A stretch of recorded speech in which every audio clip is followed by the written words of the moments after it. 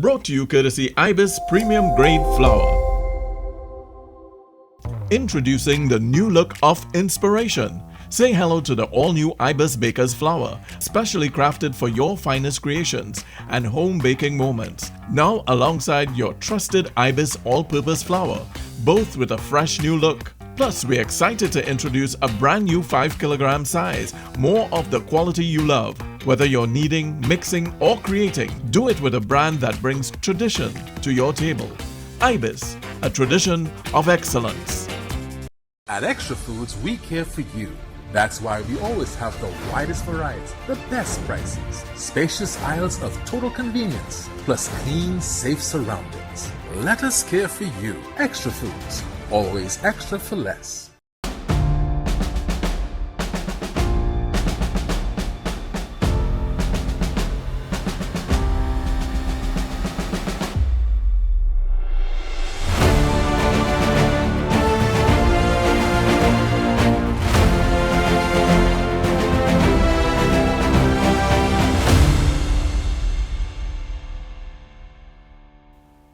Welcome to episode 3 of The Leaders Who Built Our Nation, brought to you by the Trinidad Express newspapers.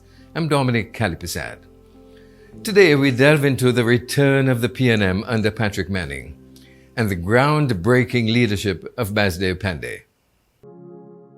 The People's National Movement under the leadership of Patrick Manning defied all odds to reclaim political power a mere 5 years after the devastating loss in 1986.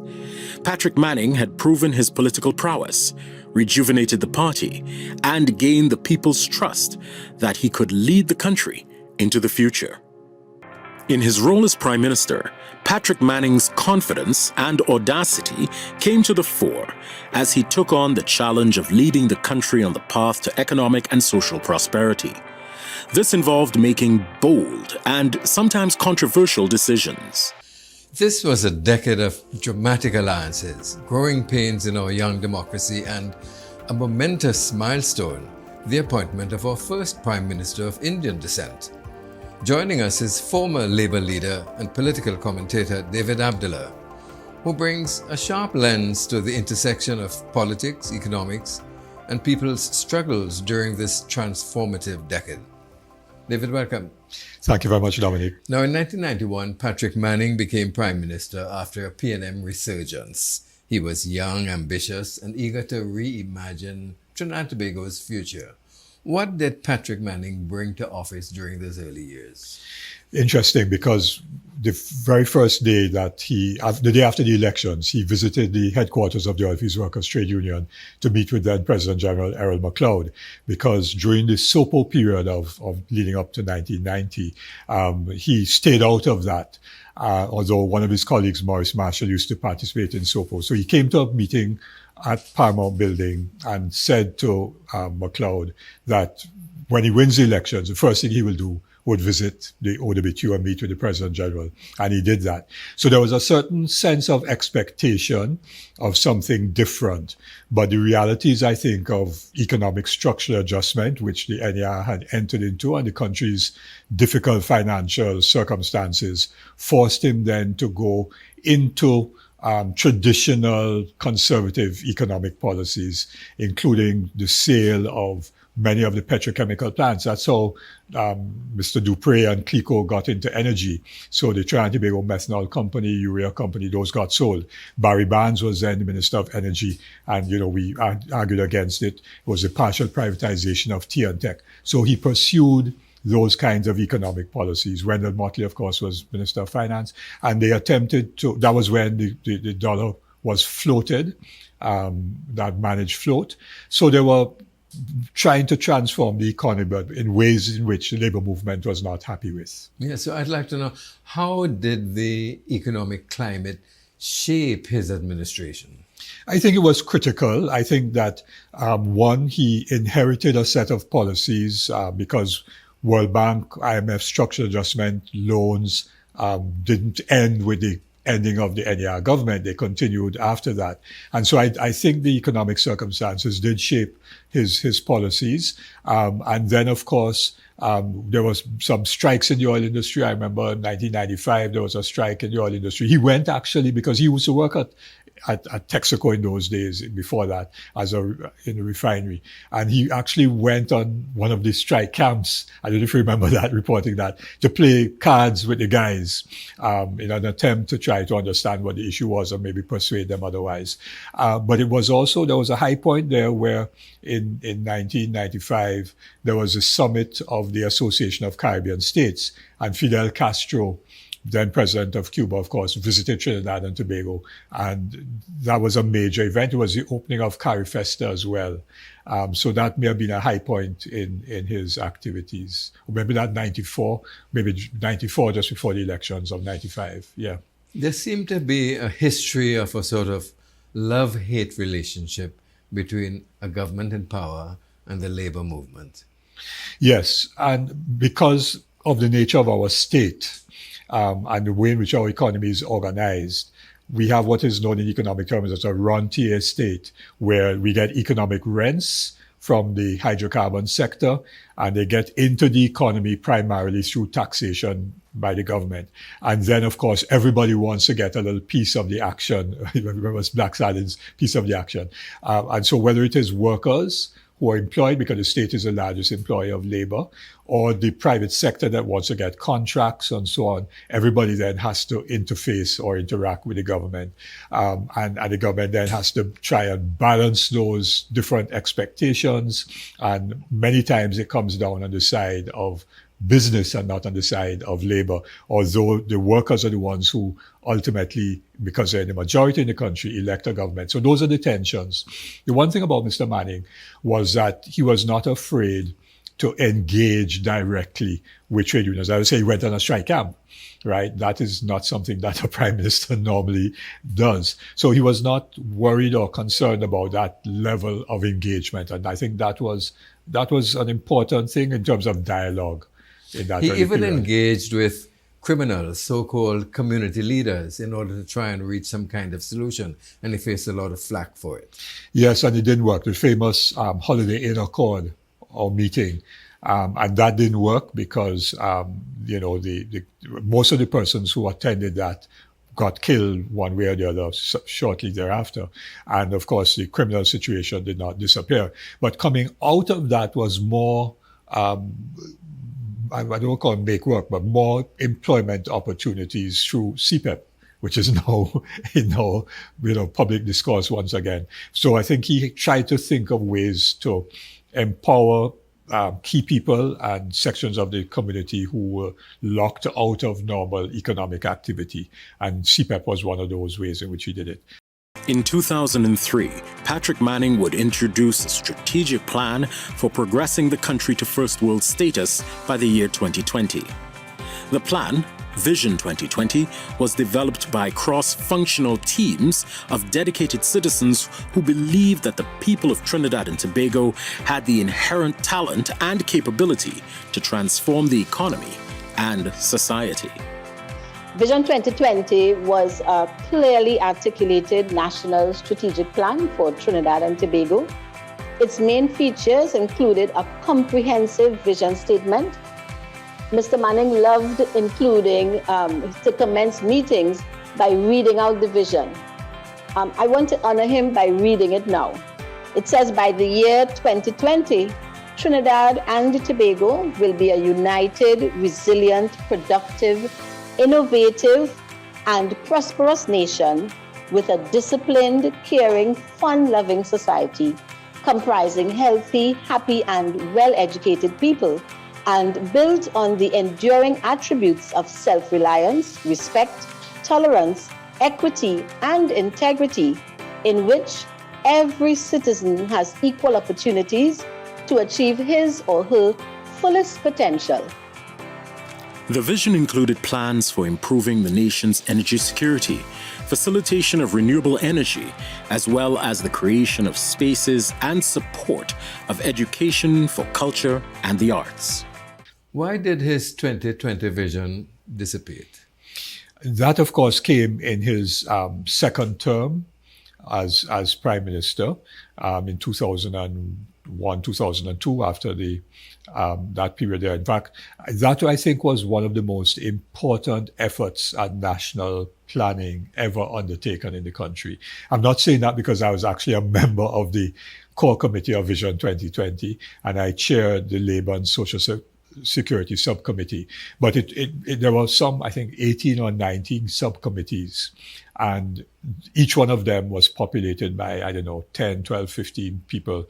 And it cut across party and ethnic lines. I think Dr. Botirai, for example, chaired the one on tertiary education and so on. So it really, therefore, meant that 300-400 people or more were directly involved in trying to craft a national development plan for Trinidad and Tobago. It really was an important exercise, but it broke down towards the end when it came now to how does the government implement those things. And I remember meeting the Prime Minister, Mr. Manning, invited the trade unions to meet with him, or some of us, to discuss 2020 at his office in Whitehall, and we did meet. And I said to him, Prime Minister, don't close Caroni 1975 now. Wait for the subcommittee's report on agriculture before you take any decision about Caroni, because I think it was Professor John Spence may have chaired the Agriculture Committee, if my memory serves me right. And we wanted to know from that Agriculture Subcommittee, what role would Caroni, not just as a sugar producer, but as the owner of a lot of agricultural land in the country, what would their role be in increasing our agricultural production, reducing our food imports, and so on. His response was not that great. His response was, they have a mandate and they will make the decisions as they see fit. And I think, therefore, the kind of, not imperatives, but I wouldn't say imperatives, but what they thought they needed to do in terms of decision making as a government, as against the more participatory approach of Vision 2020, clashed at particular moments in time. And unfortunately, that 2020 process didn't get implemented in the way in which, if it had, I think we'd have been in a much better place now. He had his own vision about what 2020 was as well. The large, tall buildings downtown. I was going to refer to that. We have, what is it, the monument of that vision, 2020 thinking, with the construction, the waterfront development and Napa and so on, for which he was criticized for having a tall building syndrome. Yes, and of course, while some of those buildings obviously are important in terms of improving the efficiency of the public service and so on, and Napa and Sapa, while they may be challenged with it, are performing spaces that the country can make use of subsequently. I think that that was his primary area of focus for investment. Patrick Manning was appointed Prime Minister of Trinidad and Tobago on 4 occasions.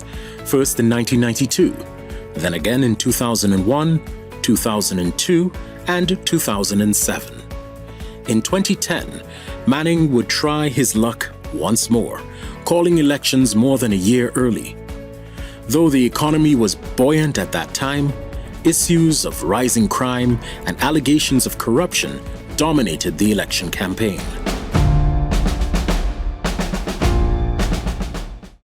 Introducing the new look of inspiration. Say hello to the all-new Ibis Baker's Flour, specially crafted for your finest creations and home baking moments. Now alongside your trusted Ibis all-purpose flour, both with a fresh new look. Plus, we're excited to introduce a brand new 5 kilogram size, more of the quality you love. Whether you're kneading, mixing, or creating, do it with a brand that brings tradition to your table.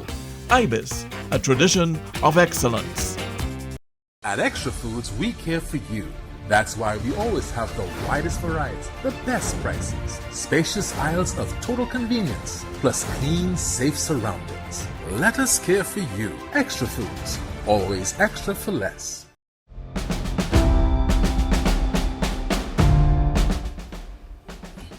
People seem to think that there was a change, that he became self-centered, egotistical, very religious, sort of an executive presidency, and that his religious inclinations sort of compromised his political leadership.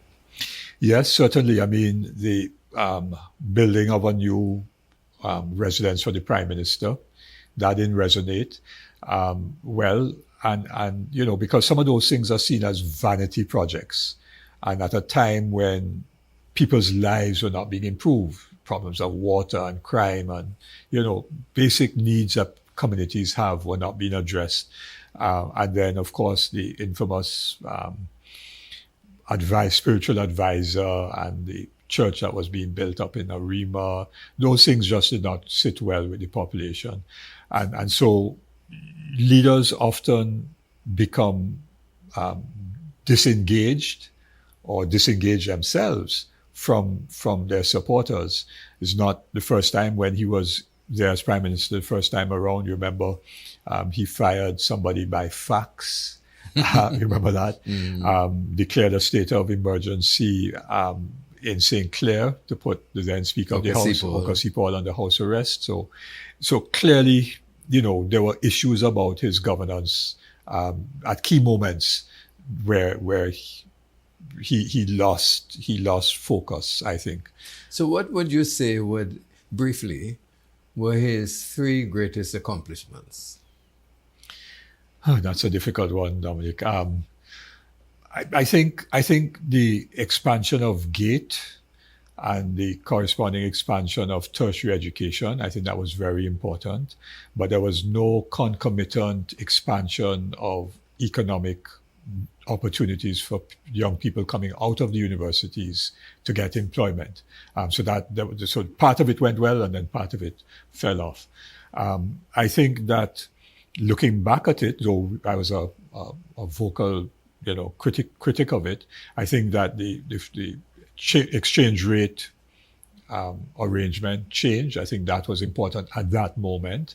I think that was also important. I think the expansion of LNG was the initiation of the LNG projects were important. That gave us significant revenues. The problem is that I don't think we made the best use of them, but LNG was an important intervention. So I would say those three. Yeah. February 8th, 2012 marked the end of an era in Trinidad and Tobago politics.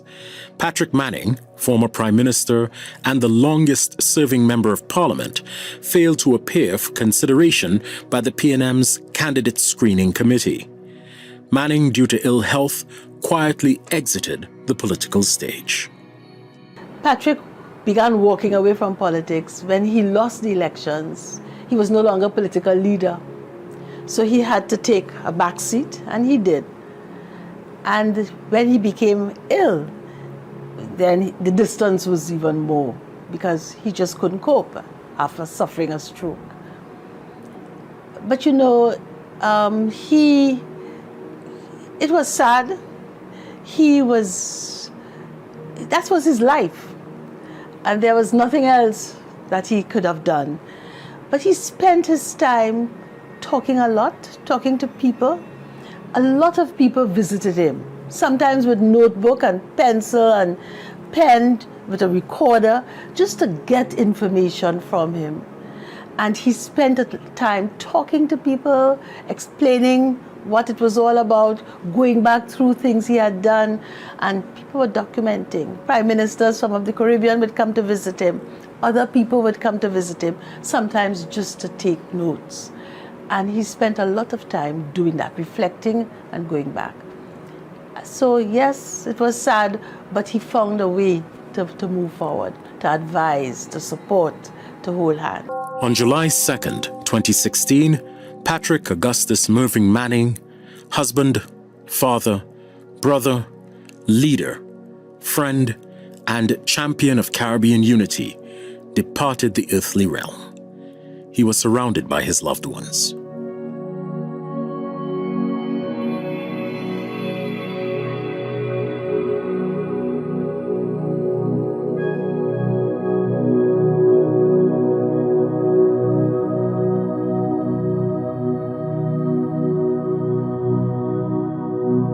I miss his laughter. That full-throated laugh he used to laugh. I just miss him being around. Hearing him talk about what life was like, how simple it was, how nice it was. Patrick felt at the time of his death that people did not appreciate what he had done. The bad talk was so loud that his concern was that they didn't understand what I stood for and what I did. And that was sad for me. And what really, I tell you what it did for me. Because people came after he died and said to me, you know, a lot of Patrick stories. You know, if it wasn't because of Patrick Manning, my daughter would not now be a doctor. If it was not for Patrick Manning, I would not be living in this house now. If it was not for Patrick Manning, a whole lot of things suddenly happened because it was Patrick Manning. And I always would ask, did you tell him? Did you tell him thanks? You're now telling me that, you know, if it wasn't thank you. And they would say no. And I said, it is so sad that you never said it to him or said thanks to him, because he didn't have that sense that people appreciated what he did. What it has done for me is that I tell people now, way before I can leave here, thank you for what you did, thank you for this. But it was one of the lessons I learned, that after the bad talk, after all the things that were said, suddenly people are saying, if it wasn't, suddenly there was a whole lot of love. And even up to today, it's back into this policy would have worked and that policy would have worked. And if, you know, it is so, maybe, I don't know, so people and so sad. Patrick would love to be remembered for Vision 2020, where he had that feeling, that real deep feeling that Trinidad and Tobago could become a model for the rest of the world. He believed that we had the latent talent and capacity and ability to really shine. And if only we were given the chance as a people, that we would become a model for the rest of the world. So let's talk about Basdev Pandey, who came into power in 1995? 95. A historic moment. How did Pandey reshape the political narrative of Trinidad and Tobago? Two things, I think. First, he was a trade union leader. And of course, we must remember that he cut his teeth in politics in 1965, 30 years before, when he stayed in Trinidad and Tobago at the encouragement by Stephen Maraj, and then took part in the 1966 elections as a candidate of the Workers and Farmers Party, all of which candidates lost their deposits. And therefore he developed a relationship with the progressive left in Trinidad at that time, C.L.R. James, George Weeks, Lennox Pear, all of whom were part of the Workers and Farmers Party of 66. And then he became one of the editors of the OWTU's newspaper, The Vanguard. In fact, he was cited for contempt of court by the first president, I think, of the Industrial Court, Isaac Hayatali, for saying something or writing something in the Vanguard that was critical of the Industrial Court. And I think it was Alan Alexander that defended him and got him off of that case. So that was his initial entry. And then he kind of disappeared from public view in the early 70s, and then reappeared as President General of the All Trinidad Sugar Estates and Factory Workers Trade Union. I think he first became organizer and then took over the leadership of the union from Rampatap Sim. And then, of course, was the United Labour Front of 76, which was, oil and sugar workers and cane farmers struggle. 75, 76 demonstration, Bloody Tuesday, 1975, and so on, March 18. So it was a period of ferment, but the conditions of sugar workers in the 70s was horrendously bad. Poor wages, no guaranteed work, so they didn't work long hours, and their living conditions were very poor. And Basdeo's struggle really enabled them to enter into a modern working class lifestyle. And that was very important. And he was able to use that strength within the ULF, which split in 77, and he and I were on opposite sides of that political split, because I was with the Shah faction, together with George Weeks and others, and he had the Pandey faction, which eventually controlled the ULF and then became part of the NER, and then Club 88, and then UNC. So one was his trade union background, two was his general early political experience, being part of left politics, progressive politics in the country.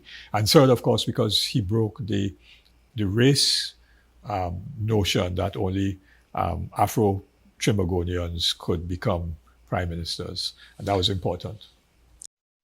Vasdeo Pandey was the fifth Prime Minister of the Republic of Trinidad and Tobago, serving between 1995 and 2001. The longest-serving leader of the opposition, he is best known for representing the working class and for being at the forefront of the struggle for unity. Why do you think it took an Indian Prime Minister to liberate, in some way, the African religions and practices in Trinidad? Yeah. It wasn't handled by anyone else. Yeah, I think Vasdeo understood Trinidad and Tobago society very well. And therefore, he understood the marginalized and was sensitive to that. And that is why he was able to give the holiday, or create a national holiday for the spiritual Shouter Baptists, 30th of March, and so on. And he understood that dynamic. And if you look at the experience of the and liberated Orisha marriages and so on. You know? Yes, I don't remember all those laws, but yes. So but I think he understood those things from his own background. Do you think that the stereotypical Afro-based PNM was apprehensive about taking action for the benefit of African Trinidadians because they were trying to release themselves from that reputation of being Afro-based? No, I think it was that the leadership of the PNM being primarily middle class and therefore part of the traditional religious bodies, Anglicans, Roman Catholics, and so on, that they themselves had a certain conflict in their own minds about people who are members of the Baptist faith and so on. Although the Baptists historically were very strong supporters of the PNM, but they also didn't maybe think it was necessary to go that far. In other words, the PNM has had an approach that we don't need to take care of the interests of our members. They will vote for us regardless. And I think that Pandey was sensitive to the experience of being marginalized and therefore responded to that by way of the holidays and other things. Introducing the new look of inspiration. Say hello to the all-new Ibis Baker's flour, specially crafted for your finest creations and home baking moments. Now alongside your trusted Ibis all-purpose flour, both with a fresh new look. Plus, we're excited to introduce a brand new 5 kilogram size, more of the quality you love. Whether you're kneading, mixing, or creating, do it with a brand that brings tradition to your table. Ibis, a tradition of excellence. At Extra Foods, we care for you. That's why we always have the widest variety, the best prices, spacious aisles of total convenience, plus clean, safe surroundings. Let us care for you. Extra Foods, always extra for less. The late 1990s saw both promise and friction, corruption allegations, stalled projects, and racial tensions tested Vasdeo Pandey's leadership. In December 1991, the UNC contested its first general election, winning 13 of the 36 seats in Parliament. We went into that election as the UNC, right? And the UNC was very popular. But again, we mobilized the rank and file. I don't think we would have had much support from the parasitic oligarchy, the elite in the society. They were PNM. But I think we had mobilized enough support and people had trusted us. We had been in the trenches with them. We had gone through all kinds of things. We'd been imprisoned for fighting for them. I think all of that put together, we gave them confidence and that they trusted us, and we gave them hope. In the 1995 general election, through an accommodation, the UNC gained the majority and Basdeo Panday emerged as the 5th Prime Minister of Trinidad and Tobago. In 1995, it was the UNC on its own now, without any other parties swelling the ranks or adding much variety on the stage. And at that time, serious questions were being raised as to whether he could win the elections by himself. And it turned out that it was 17-17-2. So that he had made major breakthroughs, having picked up the Sama Barataria seat and the St. Joseph constituency. And of course, the rest is history. The 2 seats in Tobago, there was an agreement between Mr. Robinson himself. The fact that he could have negotiated a deal with Mr. Robinson has to be credited to his acumen and sagacity and intelligence. I am satisfied that 5 years under Prime Minister Basdeo Panday is the best government this country has ever had.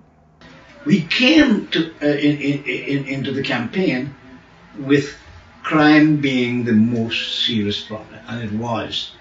And we said we're going to deal with crime. And we brought crime down to what is the lowest level it has ever been in this country.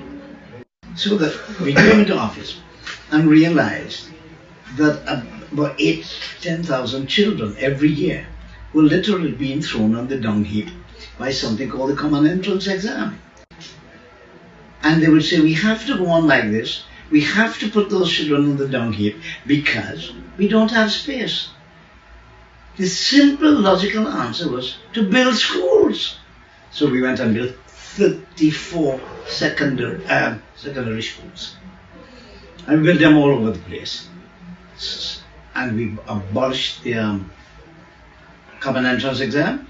And they introduced the SEA,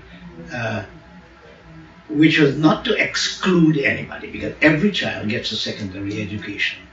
Another problem we faced when we came was unemployment. Unemployment, I recall, was 18% unemployment. And we brought unemployment down within a couple of years. We brought unemployment from 18% to 10%. And we were hoping to go into single digits soon. Under the leadership of Basdeo Panday, the UNC went on to win the 2000 general election. Okay. And during the late 90s, saw both promise and friction, corruption, allegations, stalled projects, and racial tensions tested Panday's leadership. Did he manage to deliver on a social agenda? There was an agenda which I think was pushed a lot by the Attorney General, Ramesh Lawrence Maharaj, which was a very important agenda in terms of democratic reforms, judicial review, amendments to the way in which the Parliament functions to introduce more standing committees of Parliament, and a number of other, the equal opportunities legislation. So there were a number of pieces of legislation that were passed by the Panday government without having a special majority. He had a razor-thin majority that have been important and which we now take for granted, but which are frequently used to challenge the decisions and sometimes the abuse by government and by the state. I think that would be probably one of his most important legacies. He had more difficulty, I think, managing the internal issues. In other words, to get into government, he also had to make deals with the business class. So in the lead up to the 95 elections, there was Ish and Steve and Brian, if you remember. And there was a famous function somewhere in Marval, and that therefore brought a different section of Trinidad society, business society, supporting Basdeo Panday. And therefore, coming back to the issue of financiers, there always tends to be a certain payback. Similarly with Dupré and Clico. And the funny thing about Clico was that Carlos John was, of course, a member of the UNC, became a member of government for the UNC. He was a top executive of CLICO. And then you had Andre Montai, top executive member of CLICO, being a top PNM person. So Dupré had both of them inside CLICO, right? But clearly, some of those issues around the business class were difficult for Pandey to manage and deliver on the social journey. But he also expanded, because before GATE, there was dollar for dollar. So he began to try to expand access to tertiary education and generally introduce, policies that were more inclusive. We talked about the religious holidays, Equal Opportunities Commission. Those things suggested a greater inclusiveness in the society, and I think that was important. Do you think that Basde Pandey would be proud of the party that he founded, the United National Congress, today? Well, he spoke about that continuously up until the time of his passing a year and some months ago. And he always expressed unhappiness about the state of it. He didn't think it was the same. Now, whether this incarnation with trade unions being part of it, he might have been somewhat more comfortable. Difficult to say. I think he would say, let us see what happens in this 5-year period, and then he would make a judgment after 5 years rather than rushing to judge now. Well, you said trade unions being part of it, but the UNC has never won an election on its own. It's always had to partner with other bodies. Would the party that he founded ever be able to form a government on its own? It did, in the 2000 elections. So in 95, it was, 17-17-2? So it was 17-17 in Trinidad. We had 36 seats in Trinidad, and Mr. Robinson's 2 in Tobago, and he made a deal with Mr. Robinson and got into government in 95. By 2000, because there were some people who crossed the floor, Lass and Griffith and so on and so on. And then Mr. Robinson, of course, became president during that period, and they had a fallout over the appointment of losing candidates as senators and that kind of thing. But in 2000, the 2000 elections, the UNC and Mr. Pandey won outright. It was 36 seats then. So I'm trying to remember the split. I don't but quite what remember. led to the UNC's loss in 2001? It was internal conflict. So it was the 3 quote-unquote dissidents, Mr. Ramesh Maraj, Trevor Sudama, and Ralph Maraj. And they broke with Mr. Pandey over some of the decisions, again, issues around CLICO, if you remember. I remember Ramesh saying, I do pray. And I said, a play on words, saying, well, he was praying that something would happen, but, it was a play on the word of Lawrence Dupré, Yes. And so that was an issue. And it centered around the issue, too, of the Piarco airport. That was a major thing. And Ramesh, to his credit, was able, and Mr. Pandey, because he didn't stop it, there was an inquiry. I think it was Justice Diyal Singh who did an inquiry. And then, of course, there was the hiring of Lindquist, the forensic auditor, and Carl Hudson Phillips becoming a special prosecutor. And that is how they got the evidence which put people in Miami behind bars and getting them to repay money. Of course, the cases in Trinidad and Tobago were still ongoing, but that's because of our legal system. So it was those issues that caused disquiet, and those 3 members decided not to support a particular piece of legislation. I don't remember what it was. That was in the parliament, and Mr. Pandey realized that he could not continue because he would have lost a parliamentary vote. And when you lose a parliamentary vote, then you're finished. And of course, he called the election, and it ended up being 18-18.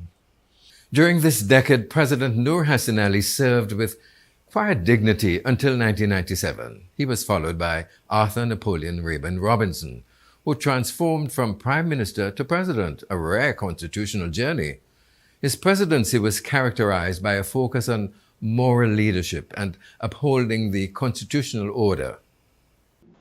My most important act as President of Trinidad and Tobago was to resolve the crisis that arose from the tie which required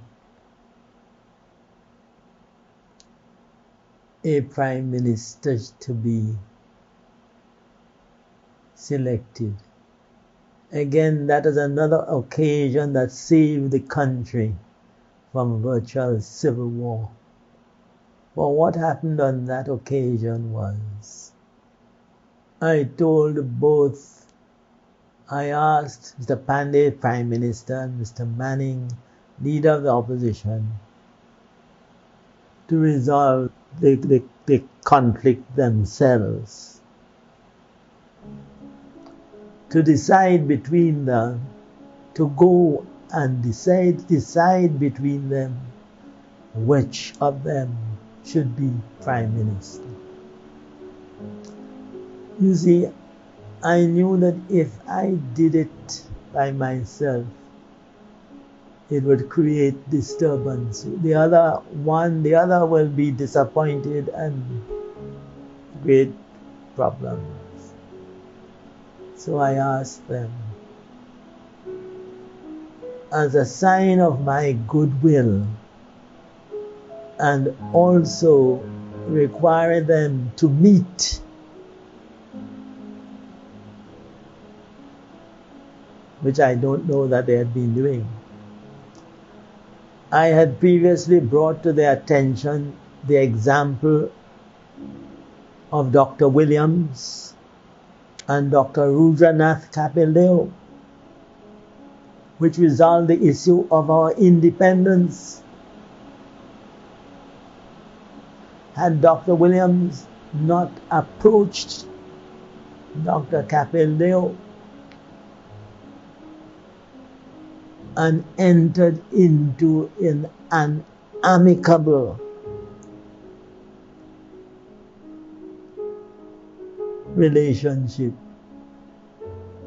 we would have not had any independence, or we would have had confusion. So what would the history books say were Pandey's 3 greatest achievements? I think one, the breaking of the racial, I don't say ceiling, but that perception that it was only a certain race that could govern Trinidad because you had to be PNM and so on. So I think that was one, that first Indo-Trinidadian, I think that was important.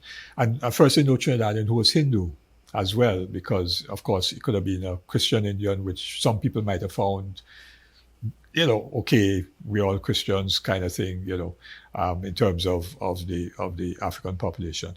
So that might have been, I think that was one. I think secondly, the legislation that was implemented during his period as Prime Minister. And thirdly, demonstrating that you can engage in economic policies and social policies, even though you have a very tight fiscal situation. I think he ran a fairly tight fiscal budget as a government and tried to deliver things with less resources that previous or subsequent governments had at their disposal. I think those things are certainly important. And then just his own personal charisma. We will always remember Basio Pandey and his personal charisma. Reverend Abdulah, thank you very much for sharing your insights. Thank you. I hope it's been of some value to you. Thank you.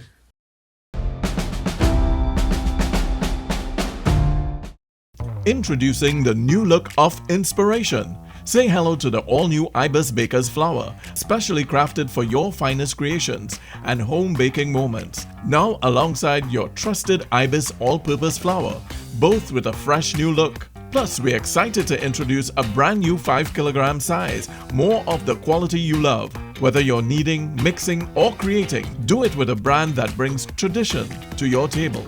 Ibis, a tradition of excellence. At Extra Foods, we care for you.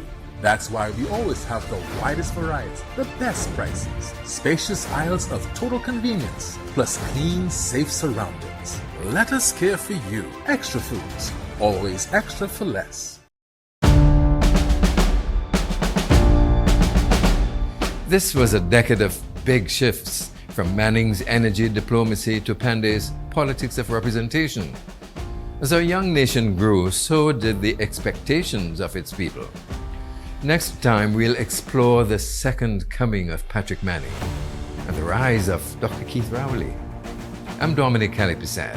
This is The Leaders Who Built Our Nation.